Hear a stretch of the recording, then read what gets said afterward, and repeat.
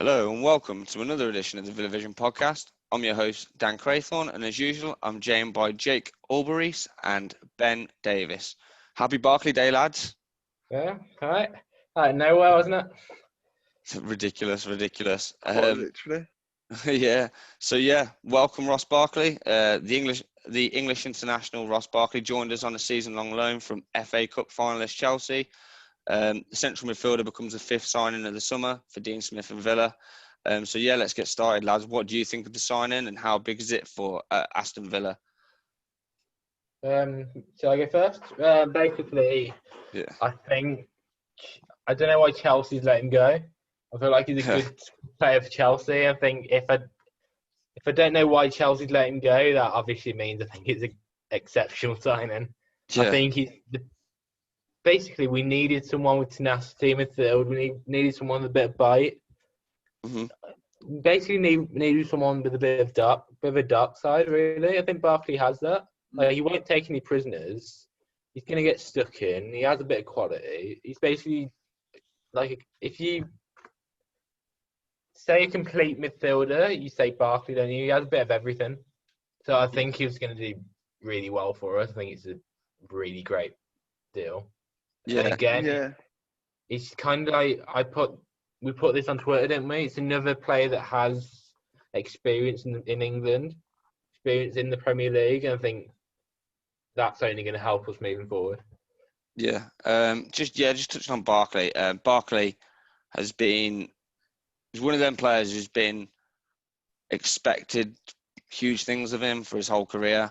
When he broke onto the scene, obviously in 2011, 2012, he played again just a real minor part, and then again 17 now, wasn't he? Yeah, I mean he was a young player, but I mean still six appearances in the Premier League, which is no minor feat at all. So I think it was 9 appearances overall then, and then again the next year exactly the same, consistent 9 appearances again, and then the next year was in 13-14 and he broke in. And I think the player that Barkley is he's in the sense that he can do what Jack Grealish can do in a lesser sense. He creates things and he can play the pass. And I think the only criticisms that we've had of our midfield before, maybe last year, years before, was apart from Grealish, none of them play particularly defence splitting passes or a pass that gets the striker clean through. Every time one of our players play that, it tends to be Jack. And I think we've relied on him creativity a lot. And with Barkley coming in, it does then allow us to have a defensive midfielder sitting, Douglas Luiz, an industrial light midfielder with McGinn or Horahan, and then Barkley, who can get up and down, but has got the creativity of an attacking midfielder, of a number 10, that can thread balls through or split the defence open with one pass. I know you want to speak on this, Ben, so I'll just let you touch on this, sorry. Yeah, it's fine. I think Ross Barkley is an absolute coup. I think he's easily one of the deals of the summer. Like, you're not going to get a much better player on loan than Ross Barkley in terms of his valuability to the club and how valuable his experience will be on the likes of Jack and the relationship he already has with Jack off the pitch. I think that'll help him a lot as well. Yeah, and I mean, I think, just touch on that. I think he actually wants to be here. A lot of players that you see joining on loan because they're sort of semi-forced out. They need the wages off the bill or something, or they haven't played in ages. They've been injured, some reason like that. But as you can see, Ross has already played. He's already played 2 games. For Chelsea this year in the Premier League. He's also played and scored in the League Cup. He's one of them players that hasn't been frozen out. It's not that he's had a bad attitude or he's not playing. He's the type of player like Emiliano Martinez, who are playing at big clubs, Chelsea, Arsenal, sort of regular top 6 clubs, that have left the club to go to what they call at the moment a lesser club, which is Villa, of course. It's slightly obviously not as luxurious as you'd say the two London clubs were, and they've come here to play football, and I think that shows not only the character of the player, but the fact that they're going to come here and they're going to work and play for the shirt, and they want to play for Villa. It's not that they've been forced here or they've come here because their manager wants them to. They've come here because they want to play, and I think that is always a huge tick if they actually want to play for the club, because we've seen players come here before on loan that don't really care too much and they're not playing for the shirt. And I think that Barkley will play for the shirt, and his actual style of play will demonstrate that anyway, because he's tenacious and he'll get stuck in. But not only that, when he does have the ball, he's got the skill and the quality to make us tick, and it does allow us to have Jack further up the field. And I think that's the one thing we were all worried about this year. If Jack's not in the team, or Jack is up front, where's the creativity coming from midfield? And I think this signing obviously all caught us off guard, didn't it? Yeah, wasn't expecting it at all. No. Thought it was a prank at first. No. So I think we all agree that he's a massive, massive signing for us. And I think that, I don't think anyone I've seen react negatively to it. And I think with the Villa fan base on Twitter and especially Facebook as well, that can be negative. Sometimes it can be negative no matter who you bring in. But Ross Barkley is a huge signing. And if I could have picked one of the two, potentially would have picked Barkley out of him and Loftus-Cheek, just due to the fact that I think everyone was like, in terms of possibility, Loftus-Cheek was always more possible. So that's what caught us all off guard. A bit was more focused on the Loftus-Cheek situation. Yeah. And more over the Barkley situation. Like, Loftus-Cheek were only in the squad yesterday for the Chelsea game. Yeah. Barkley was. It was all focused on the fact that Loftus-Cheek wasn't in the squad. He wasn't anywhere to be seen. Barker's right in front of us on the bench. I know, Obviously, after that game, got on a plane or got in a car, whatever, travelled down to Birmingham straight after the game. Yeah. It begs the question, do you think whether he knew that he was going, or do you think it was something that he found out small? I'd love to know the ins and outs. A minute after that game. Maybe one day we'll get him on for an interview if he's available. We can ask him that. But I love the pictures of him in training. Yeah, all smiles on his face. Yeah, already hugging again.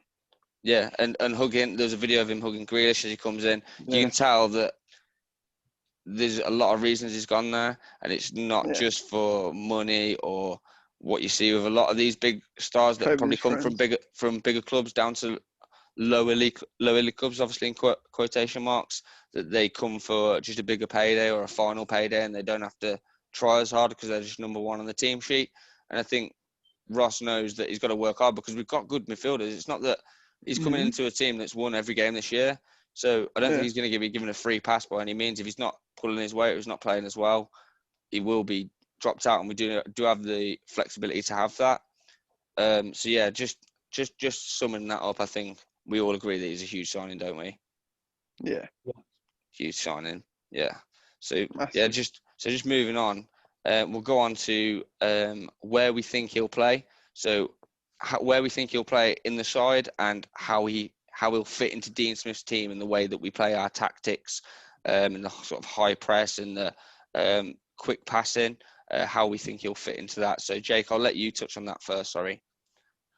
I think this is quite an easy one to answer, to be honest. He said in his interview he wants to be number 8, so I think that's where he'll play.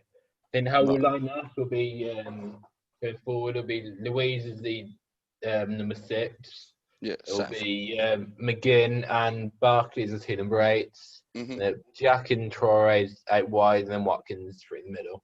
Then that'll be the kind of first starting 11 of the starting front 6, if you like. Yeah. I think I don't really see Barkley playing anywhere other than as one of the 2 8s, to be honest. I think he's a direct replacement for Harahan, as harsh as that may be. Yeah, I agree with that. And I mean, I don't think replacement's the word. I think competition. I think he will. Yeah, maybe worded that slightly wrong, but I think he'll make Harahan play better. Yeah. I think what you meant to say is he'll be first choice coming in. He'll be straight first away choice ahead of without having to Horahan. prove himself. Whereas Yeah. most new signings, say if he'd come from abroad or maybe not as an established name, would have to start from the bench and try and get the place. He will be number one. I think that's what you sort of meant. Well, he's proved He's a himself marquee in the signing Premier at the end League of the day. before, hasn't he? We Yeah, know what yeah. he can do in the Premier League. But he's proved himself. Yeah. The stats don't lie, and the fact that he's played the amount he has for his country just goes to show how well he plays. So I sort of agree. I mean, there's not much we can elaborate on that. He'll play in that role, but I do think it is slightly different. I think if we do have Barkley in the side, he will have the license to go forward a little bit more. Whereas I think when it's got Horahan and McGinn, it'll be more as and when. So if one goes forward, one sits a bit more. So if one goes, we've not got just Dougie all the time. So, and I think that if we have those three, it'll be Dougie sitting all the time, constantly. They'll have someone sort of box to box. So that'll be McGinn, sort of an industrial player, someone who's everywhere, if you will. And then Barkley will, on certain occasions, if he does want to drive forward with it or we do break, he'll be given that license to go and join in. And if he can't get back for whatever reason, they'll be expecting then one of the Horahan or McGinn, whoever the second midfielder is alongside him, would then be asked to sit in. And I think that's the way it will work. And I think because of how his main qualities are attacking, and I think when you look at Horahan and McGinn, they both love a challenge more than I'd say that Barkley does, in my personal opinion. I think Barkley's more of a player that you win the ball, you give it to him, and then he'll dictate the game. He's Paul Gascoigne-esque. Yeah, and I think we'll get the best out of him because he won't have a few games here, and then it'll be dropped for a few games because someone comes back from injury, and then he'll play in a Europa game for half an hour, and then he'll play a few minutes here. I think with us, because he knows that he's sort of number one to start with, that'll give him the inspiration and the drive to sort of say that he's the main man and want to be the main man, and give him the confidence, because I think that's what he sort of lacked at Chelsea. I think he's always felt that he's never been the main man. He didn't arrive for a big transfer fee. There wasn't massive. There was obviously some social media reaction, but there was no fanfare when he really left. I remember hearing on sort of social media, it was all about him being a flop at Everton more than it being him going to Chelsea as a step up sort of thing. And he was never a flop at Everton. No, but I think he's near the end. He wasn't the same as what he was before, and I think the fresh start. Yeah, I agree with that. Life into him. I think moving to Chelsea did help him. Yeah, I know you want to mention something regarding this, Jake. Sorry. Yeah, I think the issue that Everton for him, I think there's just too much pressure. I think we've seen it with Jack at times for us when we're in the Championship. It's kind of everything has to go through him. I feel like that's the issue Barkley had at Everton.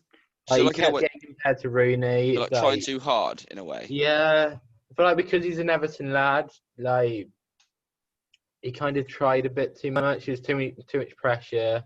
He kind of felt like he had to do everything. If you know what I mean?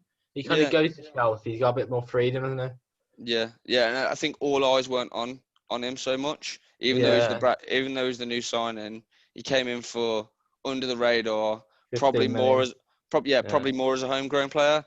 If I'm honest, so he complies with the sort of squad regulations, because we know with Chelsea they always have a lot of foreign players. So yeah, I do agree with your point there. Actually, I do know Ben wants to mention something else regarding this. Sorry. Another thing to note about Barkley was at Everton. I've seen a few Everton fans saying this. When Martinez was in charge near the end, just before he left, he played Barkley out wide on the left a lot. And Ronald Koeman followed suit with that a lot as well. And he's never going to succeed out on the left. No. Because he's a number 8. No. So it's like, why play him as a winger or as a left midfielder when he's clearly not working? Yeah. I tried to do something, never going to work. Yeah, I think you get this with a lot of young English players. Managers tend to play them everywhere, and you'll never ever quite know where their best position is.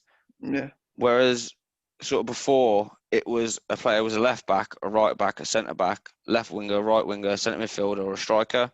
Whereas now you've got players that play 4 different positions, and you look at the player and you couldn't tell where that player played. They just play everywhere. If you understand, so I mean, I'll just give you an example. So, and I think a lot of English players have suffered with it. So Joe Cole, again, was sort of a winger, but sort of like a number 10, but sort of he played everywhere. You didn't quite know where he was going to play. No. Again, you have Wayne Rooney, a big one. In my opinion, we wasted him. As England, we wasted Wayne Rooney. You should give him a position and let them learn that position and then master that position. And I think English talent, for some reason, we try and shoehorn them in places and don't play them in their actual positions. So players in. Yeah, and I think that's what he sort of struggled with. I do know Jake wants to make a comment on. He's desperate to say something about this. Well, I just heard you mention England there. Is like, remember when England used to play like Skulls out wide? Yeah. Like we had 3 world-class midfielders in Gerrard, Lampard, Skulls. We played a 4-4-2 rather than 4-3-3.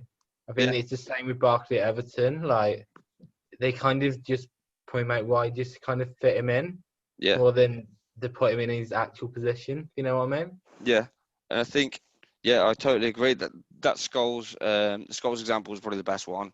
The best one anyone in the world could think of.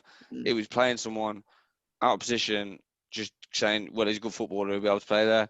But instead of working the team around the 3 players, they work the 3 players around the team, if that makes sense. So they work their best players around the team. So with Villa, when Villa were at our best, that I've seen personally, like live, was when we were playing 4-2. We were playing 4-3-3 with a holding midfielder, and we were playing on the break, and we played players in their proper positions. Ashley Young signed for Man United as a left winger, as one of the best left wingers in the most exciting left wingers in the country. He's playing for England regularly. Turn him into a left back.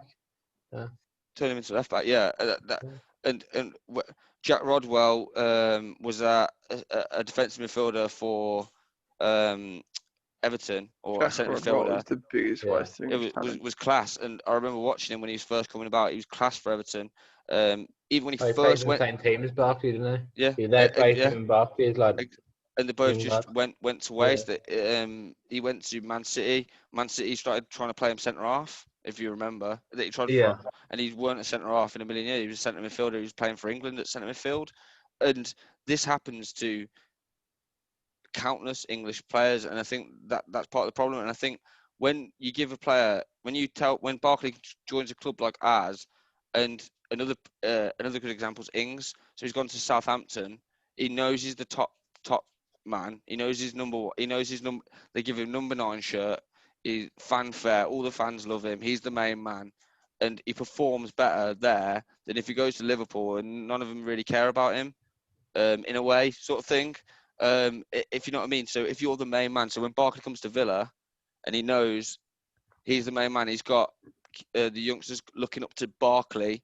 Whereas when he's at Chelsea, there's Lampard and Kante, Jorginho, Kovacic, players that have been at Real Madrid, Napoli, like really luxurious players, that he's not the main man and he's not looked at in that way. And I think when players come to, so Zaha, again, another perfect example, goes back, couldn't do it at Manchester United for whatever reason, goes to Crystal Palace, and he's the top class. And I think that we're very guilty of ruining English players, and I think that Villa do tend to buy a player and play it in the position that we've bought them for, sort of thing. We don't shoehorn players in where they shouldn't be played, whereas like England do. And I think when Barkley comes in, he knows he's going to be the main man. He's pretty much going to be picked. If you're picking 2 out of those 2, because he's never going to be holding, so you pick 2 out of the 3. If we've got, so I'd say out of the 3, we pick out of Lansbury, Ramsey, Horahan, McGinn, and Barkley. And if Barkley, You're going McGinn and Barkley, aren't you? yeah, it's going to be Barkley +1, isn't it? Really. Yeah. And I think when you have that sort of confidence in yourself and you know you're the main man, it makes you perform better because you're not as nervous on the ball. It means you can try things without being worried that if you lose it, if you come on for 15, 20 minutes, like when he comes on for Chelsea, when he gets the ball, you're going to be a lot less likely to try something extravagant or something spectacular or clever because you're worried that you're going to lose the ball, make yourself look stupid, and you're not going to get in the team next week. You understand what I'm saying? If you understand that point, what I'm making. He's a good player. I mean, he played 33 times for England, hasn't he? So he's clearly a good player. Scored 6 goals. Six goals. Which, if I'm being correct, which is roughly the same, if not less than Dele Alli, and double the amount of goals. Yeah. Just let that sink in. Got a better England record than Dele Alli, yeah. Yeah, that's when you actually think about it, it's frightening that that's the case when you think about the marketing of the two players. But yeah, I think that covers. He's gonna play in that role anywhere in that. He can play anywhere in that too. I think he could play the box to box if we needed to alongside Jack. If say if we did sign some top class left winger, and we did play Jack further back, we could play Barkley in that box to box role.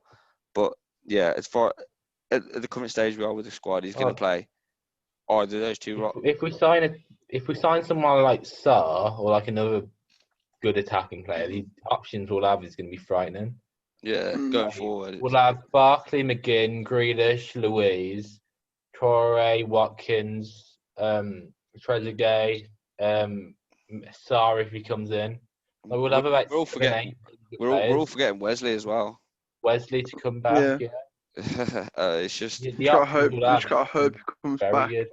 Yeah. In goal, you got Steer, Heaton when he comes back, and it's just the strength and depth is ridiculous. How good it could be. I think Jake Hughes wanted to talk about this, so we're going to move on to a last section just because we're running short on time. So we're just going to move on to England. So in his England career, we've already said, so he's had 33 appearances, he's got 6 goals. His best year coming in 2019, he scored 4 goals in 8 games. So that's fairly impressive for any midfielder, really, especially at international level. I know you wanted to speak about this, Jake, so you can speak first, then we'll move on to Ben. Mm-hmm. Yeah, I just want to mention 33 games for England in over the space of 6 years. It's pretty good, and I feel like he's played with top class players. I think moving to a team that finished 17th last season, he's going to have that kind of aura about him. He's going to have that confidence, having played with players like Wayne Rooney, Steven Gerrard, Frank Lampard. Learned off Lampard as well. Off Lampard, obviously, all of last year. Learned off Lampard at Chelsea. He's going to have that confidence in his game, and I feel like that can only be a good thing for players like Horahan, just to learn off them. Yeah. And players like Jacob Ramsey. Ramsey's now going to turn up to training and have 2 England internationals in midfield with him. Yeah. I've both Grealish and Barkley to look up to in basic game math. Well, all of our centre midfielders apart from Ramsey internationals. Yeah. All of them, including Nakamba as well. Yeah. Maybe bar Lansbury, maybe, but we put the tweet out earlier today, didn't we? We had 4 England internationals. We got 2 Brazilian internationals, 1 Argentinian international, 1 Dutch international. And we're sorry we couldn't include every single nation because only that you have so many characters. Yeah, doesn't mean you're less important. In Scotland, yeah. Yeah, we'll make sure that we do a multiple tweet next time. Yeah. I've already told Jake off. But no, so those are fantastic stats. I agree. There's nothing. When I woke up this morning, that was one of the most surprising things I've ever woke up to. I'm not going to lie. Yeah. And I mean, I woke up to the John Terry. It was all level with John Terry signing. The John Terry we was expecting them, weren't we? There's rumours about that. Not until it happened though. No, but not. It's one of those things you hear rumours about everything. I mean, I've heard rumours about all kinds of players signing, but you don't believe them. I don't ever believe them until they really happen. And when John Terry signed, like it's like when Ross Barkley signed, my jaw pretty much dropped. I was like, yeah. Sam, I thought it was a prank.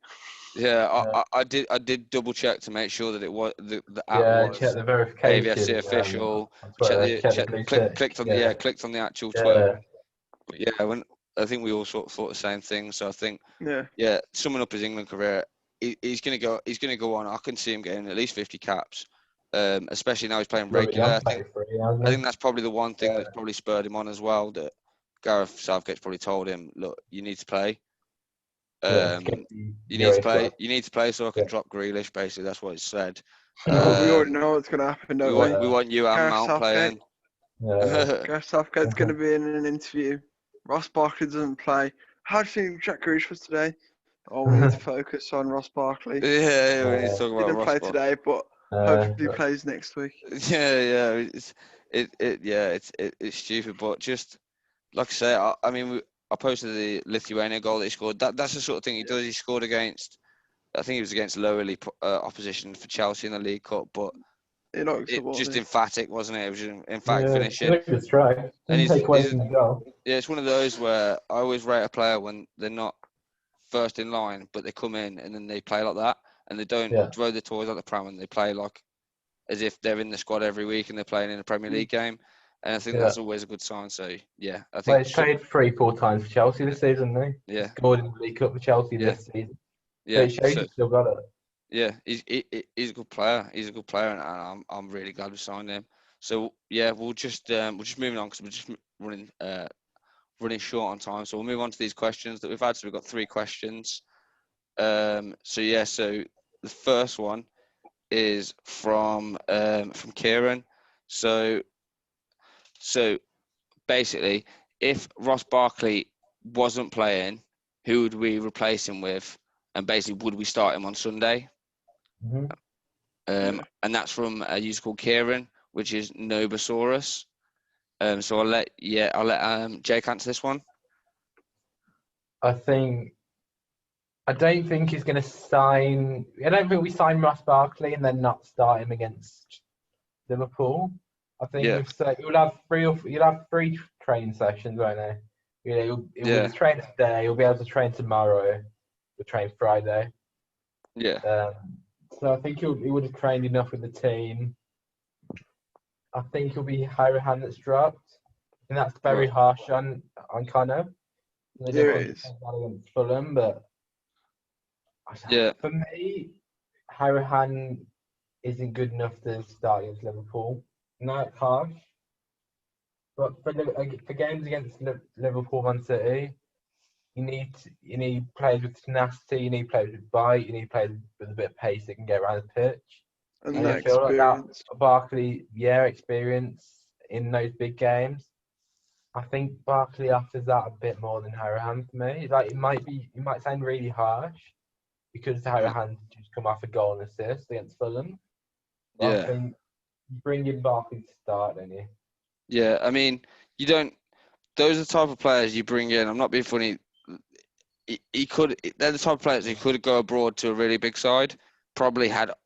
I wouldn't be surprised if there was some offers abroad, unless he was completely against it. He would have had offers from abroad to go elsewhere, into Milan, places like that. He's that good. And I think he wouldn't come to our club without being promised some sort of regularity. Now, I don't think by any stretch of the imagination he's going to play every game if he's not playing very well. If he's not playing well and he's not cutting his weight, other players will be given the opportunity. But what I mean is the sense he'll be given that first lost sort of thing. He'll be given the shirt to lose, and I think that he'll be the main man. I think he will start on Sunday, which is why I've obviously gone with Horahan starting against Stoke tomorrow on our other podcast. But yeah, I think he'll start because I can't see him coming to our club and sitting on the bench even for one game. He's the type of player who wants to play football. He's like Jack. Jack could play every single game, every League Cup game. He'd play the U Cup games if he could. Jack Grealish would. And I think that he's the same type of player. He just loves football. So I think he will start. And if he wasn't going to start, then it would just be a like for Horahan, because again, I think Horahan's got the ability to keep improving.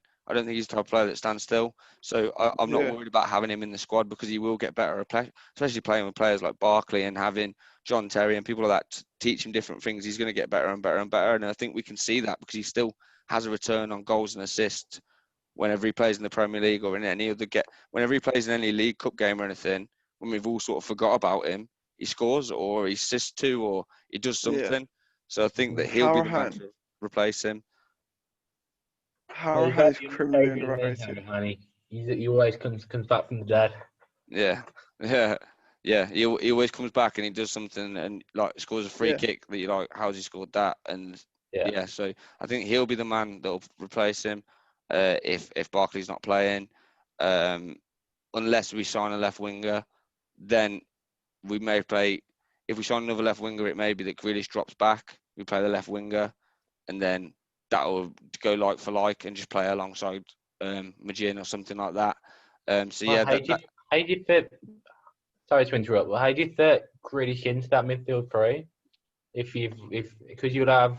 I'm talking if Barkley gets dropped out. You'll have McGinn. You'll have Barkley. You have Grealish. So who do you drop out of the other three? I was talking if Barkley. Cause the question is, who would you replace him with if he wasn't available? Right. Yeah. So if he wasn't available, who would we replace? Right. Yeah. So you put Grealish into the. Yeah, I'd. If we had a left winger, so if say for argument's sake, Sarr signed or any other Rashika, even though that's not going to happen, but any other left winger signed, then potentially you'd drop Jack back and just play left winger, and then he'd have Trez and Al Ghazi come off the bench. And then you could play Jack just above him, sort of thing, and then have the other two as the more workman-like, obviously midfield. So that's what I'll potentially do. But that's a really good question anyway, and that's from Kieran. So yeah, thank you for that question. Great question, thank you. Yeah, great question. So the next one is another one that's good in depth, and I'm going to go first. So if we got Barkley, so how would we line up in the 4-3-3 formation that they usually use, or the 4-2-3-1, with Barkley in the side? So if I could just go first on this one, so I would go 4-2-3-1. And then, depending on who was available, because I don't think we'll go 4-2-3-1. We'll always play 4-3-3 in my opinion. I can't see us ever playing the 4-2-3-1. But if we do, the way we do it is we play the normal back four, so Cash target either side, Conser and Mings. You'd have the two holding. I'd have Douglas Luiz one side, McGinn the other side. I'd have Barkley as a number 10, Grealish one side, and Adama Traore the other side of Watkins up front. That's how I'd go. That's Traore. So Traore one side. You keep getting Adama and Bertrand mixed up. I say that, yeah. Sorry, it's one of them. They're both rapid, and they're both rapid, and they're both. Well, I prefer Bertrand. I'll just call him Bert from now on. I won't call him Traore. So so Bert, I'd say Bert on the right wing, and then on the left wing I'd have Grealish, and then up through the middle Watkins, and then it's frightening. That is, it's actually frightening for defences that side, that 4-2-3-1. To be fair, so it is something to consider actually. I think for Dean, but that's how I'd line up. But what would you do, boys? Do you agree, or would you change anything? I agree with that. Yeah, I'm gonna go into my football manager knowledge a bit here. I'd say Douglas Luiz kind of like the deep line playmaker. I'd have McGinn as the box-to-box. And then I'd have Barkley as the advanced playmaker. In the 4-3-3 or 4-2-3-1, you mean? So that'll be the 4-2-3-1. So basically it's number 10. McGinn and Luiz kind of next to each other, but you'd have Luiz still holding and kind of McGinn as the box-to-box, and then you'd have Barkley as the number 10, and the number 10 is kind of like the advanced playmaker. Yeah, and then you'd have inverted wingers. That's how I'd have it if we were playing 4-3-3 though. I'd have one box-to-box, one holding, and then one for me, attacking. If you're playing 4-3-3, you have to have 2 8s. No, fair enough. But if you're playing 4-2-3-1, you kind of can afford to have a playmaker. You know what I mean? It must be a generational difference. That must. But yeah, no. I tell you, I value your opinion. That's a good point. And like I say, I wouldn't argue with that. That's how I'd like to see them play if they were going to do that. Again, I sort of agree because I can't see us playing an out and out number 10 because an out and out number 10 implies the sense that they sort of stay further forward. So if they're attacking, they don't really do much. In my opinion, that they've got that auto. In number 10, in my opinion, is like a free roll sort of thing. They can do what they want. They don't have as much defensive. And I think that if we had a 4-2-3-1, it would never ever be that. They still drop in and play as the pack sort of thing. But yeah, that's a great question. I mean, if we all agree with that, I'm happy to move on to our final question. Yeah. So this is from a user called Sean Wild. So I'll let Jake answer this because he's the expert. So Jake, do you think that Ross Barkley has improved his 5K Strava time recently? I think Ross Barkley's a very committed 5K man. I think he's his daily path runs, to be honest. I think he cuts down his time like 30 seconds each one. He has his Strava app. He has his map with him. He has his daily routes. He runs around the park each day. Yeah, I think he's quite dedicated. Yeah. Dedicated man, like to see it. Nice one. Well, if you want me to join you on a 5K, Ross, just hit me up on Twitter, mate. Villavision Jake. Yeah. Nice one, Ross. So on that, we'll leave it there because we've ran slightly over. So we'll leave it there anyway. But yeah, I just want to say, obviously, thank you to both my guests, Jake and Ben. Thank you for joining us. Pleasure. Next, I want to say thank you to all you listeners for subscribing to YouTube, for streaming on YouTube, Apple Podcasts, all the streaming platforms that we're on, and for basically showing any support, retweeting our tweets, anything like that, any feedback, positive, negative, we love. So thank you for everything like that. Thank you for the next time. And the final thank you I just want to do before we leave is thank you to Ross Barkley for joining. Yeah. And we'll see you next time on the Villa Vision. Thank you, lads. Cheers. Yeah. Bye. See ya. Bye. Bye.